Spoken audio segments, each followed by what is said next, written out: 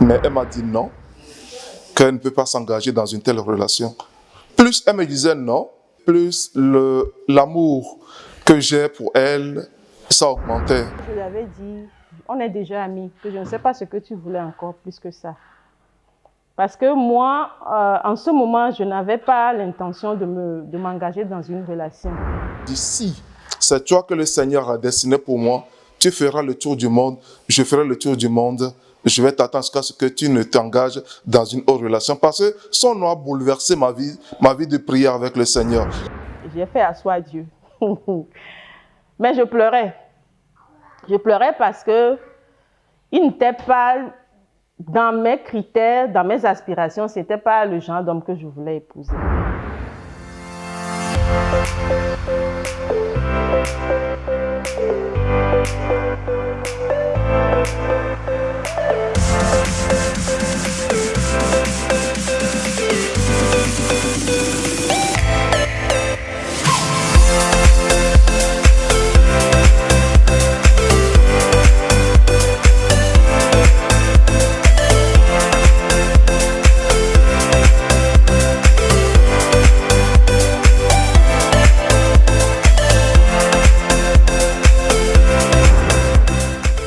Je me nomme Zuno Edo. Mon épouse est Anenou Tyson Ruiz et c'est notre épouse Zuno. Nous avons en tout 13 ans de mariage. On s'est mariés un 28 juillet 2007 et en 2020, ça fait 13 ans de mariage. Dieu nous a bénis avec deux belles beautés, un garçon et une fille. Le garçon s'appelle Enoch et la fille s'appelle Eunice.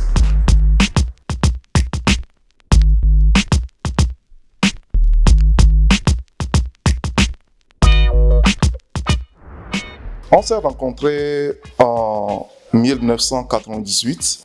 C'était au lycée de Tokoin, dans un groupe public qui s'appelle GBU, Public Universitaire. Et on a milité également ensemble dans un même bureau, on travaillait ensemble. Tout ce temps jusqu'à ce que nous ayons notre bac et qu'on commence notre vie universitaire, nous n'étions que des frères et des sœurs. C'est vrai que en classe de seconde, j'étais converti. J'ai commencé par prier pour mon mariage. Je continuais par prier. C'est en 2001 que j'ai eu vraiment à cœur de m'engager dans une relation où je continuais toujours par prier. J'avais des critères parce que je me suis dit il faudrait que celle que j'épouse, elle soit de grande taille, plus élancée que moi. Bon, je me définissais des critères. Mais dans mes prières, à chaque fois, c'est elle qui me hantait, même dans mon sommeil. C'est elle. Et un beau matin, j'ai demandé au Seigneur si réellement c'est elle. J'ai besoin d'un signe. Et j'ai dit, j'avais même pas de téléphone. Et un cabinet à côté de nous, je lui avais donné le numéro en temps. Et j'ai dit au Seigneur, si vraiment c'est elle, qu'elle m'appelle dans la journée. À 11h, vers 10h, 11h, on m'appelle que quelqu'un me demande au téléphone. Je prends le téléphone, voilà que c'est elle, à l'autre bout du fil. Et j'ai dit, Seigneur, merci. En ce moment, elle ne comprenait rien. Et c'est 2-3 semaines après, parce que je continuais toujours pas à prier, que le Seigneur favorise l'occasion pour que je puisse lui dire ce que j'ai à cœur. Et c'est après que je lui ai fait mes avances, mais elle m'a dit non, qu'elle ne peut pas s'engager dans une telle relation. Plus elle me disait non, plus l'amour que j'ai pour elle, ça augmentait. Et je lui avais dit quelque chose, quand elle m'avait dit non, elle dit si c'est toi que le Seigneur a destiné pour moi, tu feras le tour du monde, je ferai le tour du monde, je vais t'attendre jusqu'à ce que tu ne t'engages dans une autre relation. Parce que son nom a bouleversé ma vie de prière avec le Seigneur. La conviction que j'avais dans mon cœur, ma relation, elle avait tellement bouleversé cette relation-là. Et suite à ça, elle s'est énervée du fait que j'ai dit je vais toujours l'attendre. On se connaissait, on était de simples amis, des frères, quand on militait dans le GBU au lycée. Mais je crois que c'était en première année, en 2001 précisément, qu'il m'avait fait sa déclaration. Et le soir là, je lui avais dit, on est déjà amis. Je ne sais pas ce que tu voulais encore plus que ça. Parce que moi, en ce moment, je n'avais pas l'intention de m'engager dans une relation. Et j'avais un standard de vie, c'était que je devais terminer mes études. Et c'est après mes études que je vais penser au mariage. Et quand il m'avait fait sa déclaration, je me suis dit non, ça c'était pas le moment. Donc je n'ai pas pris ça au sérieux. Directement, je lui ai dit non, c'est pas une relation amoureuse, ce n'était pas possible en ce moment-là. Mais plus les jours passaient, plus les mois passaient, il insistait, il était tellement persévérant. Quand on m'a donné, je me suis dit non, il faut considérer sa déclaration, il faut prendre ça plus posément, prier sérieusement.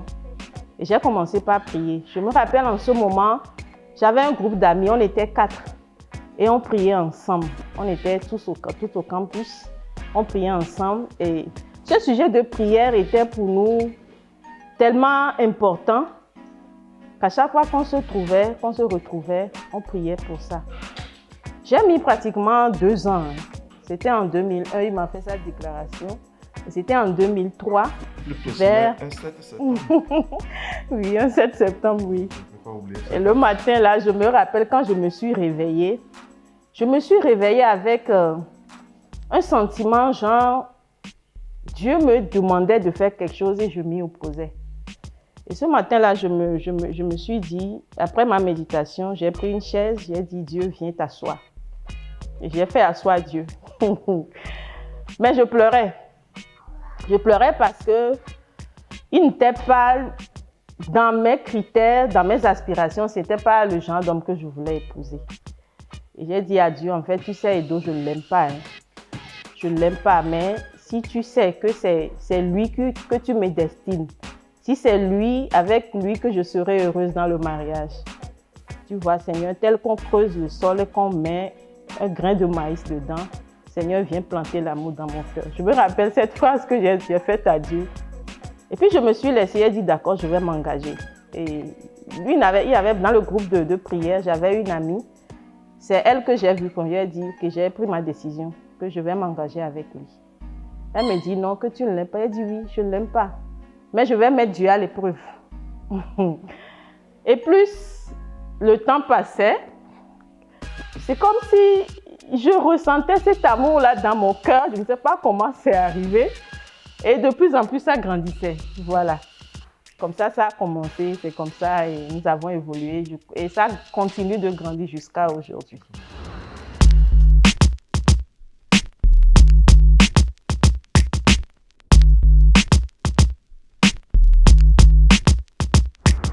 Notre première année de mariage, je ne crois pas que jusqu'à aujourd'hui quelque chose ait changé. C'était des années de joie, de bonheur. Quand nous avons commencé à vivre ensemble, nous avons rencontré quelques petits problèmes.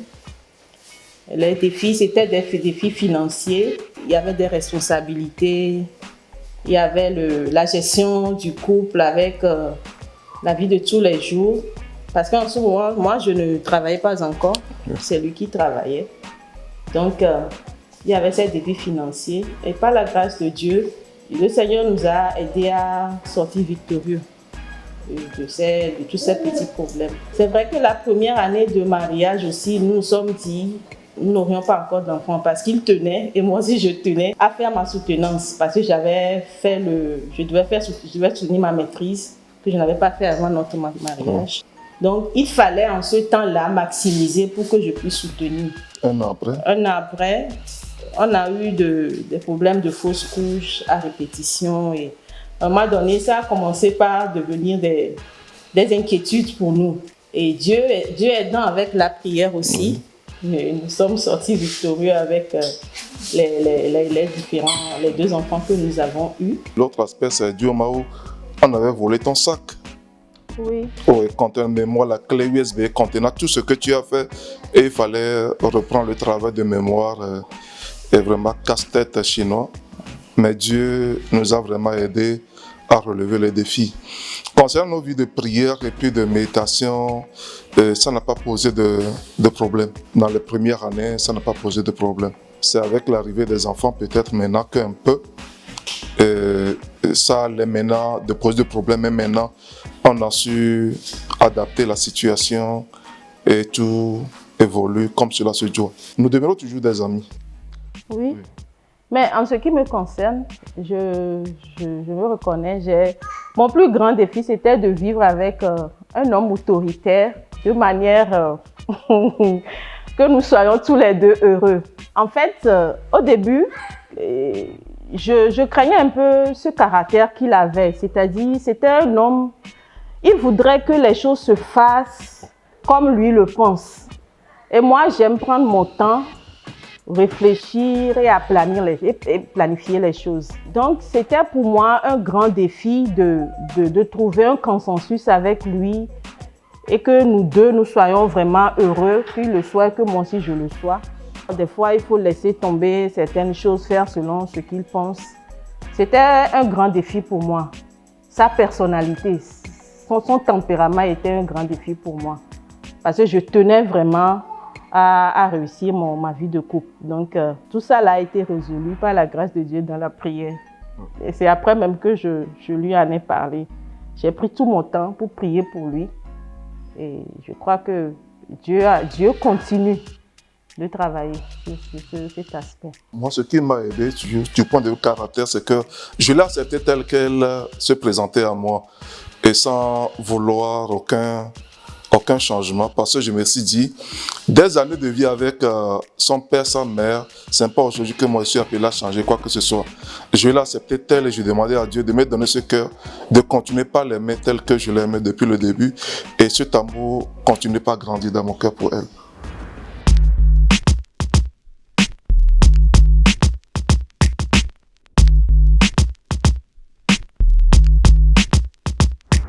Ce que je voulais qu'elle garde, c'est cette femme qui prie vraiment pour sa famille, pour son époux, mais elle fait surtout une prière silencieuse. J'aimerais vraiment que tu gardes ce caractère-là. Et elle est également, quand il y a un problème, elle est patiente et elle voudrait toujours que le problème soit réglé avec douceur. Parce que de mon côté, quand ça arrive, je préfère d'abord digérer avant de régler. Mais elle autre voulait que, aussitôt que les mésententes arrivent, que cela soit réglé en même temps et que la vie continue comme si rien n'était.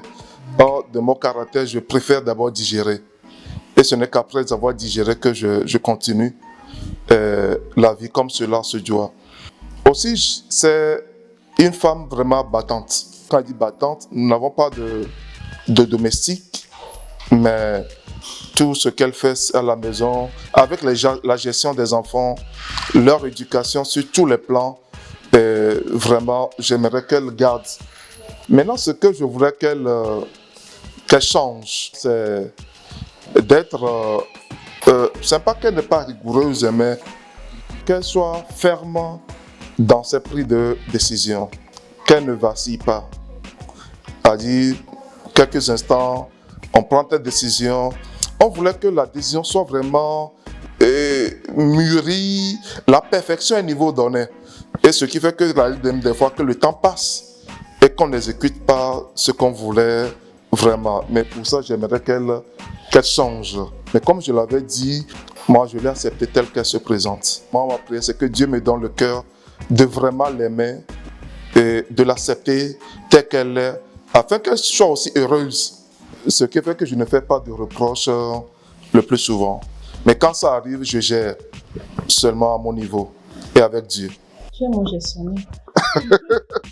En ce qui me concerne, j'aime en toi cet homme très zélé pour le Seigneur. C'est un caractère que j'admire beaucoup en toi. C'est-à-dire, tu te donnes à fond. Je voudrais que tu le gardes ainsi, que tu ne changes pas, que cet engagement que tu as, et quand tu décides quelque chose, tu le fais. Ça, je l'apprécie énormément. C'est vrai, tu es plus rigoureux que moi. Il est plus rigoureux que moi. Des fois, je me sens pressée dans mes prises de décision. Je comprends. Je comprends. Et par rapport à sa personnalité, je sais que je prends du temps par rapport à lui. C'est vrai, ça m'aide beaucoup à être sûre de moi. Mais ce que je voudrais bien que tu changes, c'est que la rigueur, c'est bon. Maintenant que nous avons des enfants, moi je suis une grande personne, c'est vrai que je gère à ma manière, mais je voudrais que tu sois plus doux, plus patient, si je peux le dire ainsi, avec les enfants. Et que tu sois proche, c'est-à-dire que vous soyez des amis, surtout avec notre fils, que vous soyez des amis comme toi et moi, nous le sommes, c'est que vous cultiviez cette relation de père et enfant et que tu sois son meilleur ami, qu'il n'ait pas peur de venir demander quelque question que ce soit à papa et que papa soit toujours disponible pour lui. Ça, je voudrais que, c'est vrai, le travail fait que tu n'as pas toujours le temps. Mais toutes les fois que tu es là, je voudrais que tu trouves du temps pour lui spécialement. Ça me ferait beaucoup plaisir. Ce que j'aimerais également que tu gardes, c'est maintenir les enfants dans la méditation de la parole, à mon absence, dans cette vie de prière.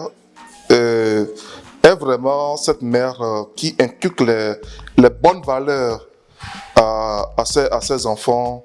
J'aimerais vraiment que tu assumes, que tu continues pas à assumer ce rôle de père, ce rôle de mère, même maman, à mon absence. Et vraiment, j'aimerais que tu gardes ça.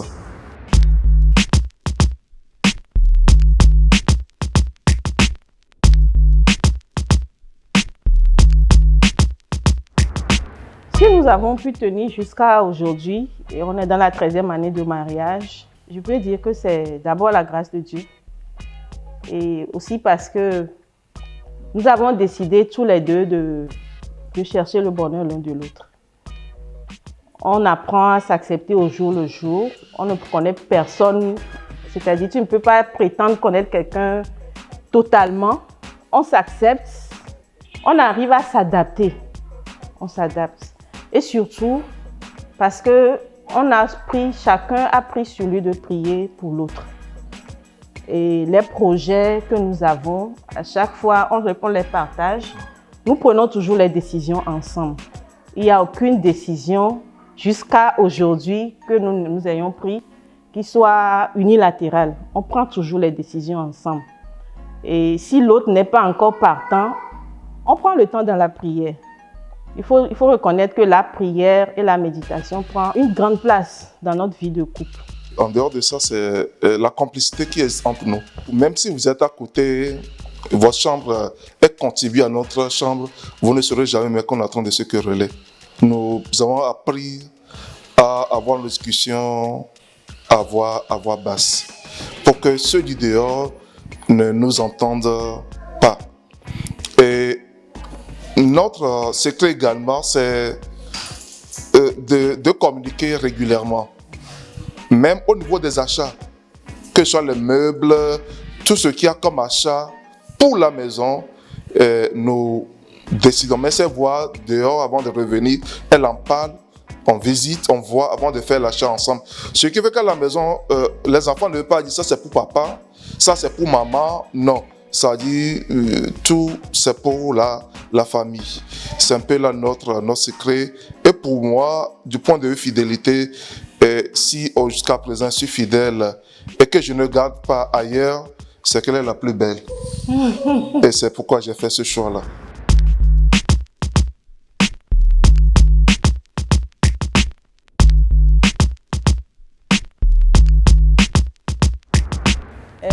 Edo, mon chéri, je t'aime beaucoup, tu sais. En fait, tu es la meilleure chose qui me soit arrivée dans la vie. Parce que grâce à toi, j'ai découvert qui je suis réellement. Tu as permis que j'ai confiance en moi-même, chose que je n'avais pas avant. J'ai découvert la valeur que j'ai. Et je crois que s'il faut encore recommencer à faire un choix dans la vie, c'est toi que je choisirai. Donc, je voudrais que tu saches que tu es très, très important pour moi. Tu es mon meilleur ami, mon confident, et tu le demeures. Et c'est une chose que j'apprécie énormément. Ça me fait tellement de bien. je me sens très épanouie en ta présence. Et toujours jusqu'à aujourd'hui, ton regard m'éblouit. Ça réveille en moi une certaine vie. Et je voudrais que tu saches que je t'aime de tout mon cœur. Oui, et c'est non, ma belle, ma joie. J'aimerais te dire en ce moment, en ce jour, que je t'aime vraiment. Tu as donné un sens à ma vie. Et si tu n'étais pas là, si Dieu ne t'a pas mis sur mon chemin, je ne sais pas ce que je pourrais devenir. Même sans te voir, à chaque fois que je pense à toi, je pense à ce nom que tes parents t'ont donné et ce nom. Il y a certaine joie, certaine chaleur qui monte au-dedans de moi. Et j'aimerais te dire que au travers de toi, Dieu m'a béni. Et qu'en retour, que Dieu te bénisse. Tu es vraiment la flamme, la source de mes motivations. Et tout ce que je fais, je ne peux jamais le faire sans passer à toi. Et j'aimerais te dire vraiment que je t'aime.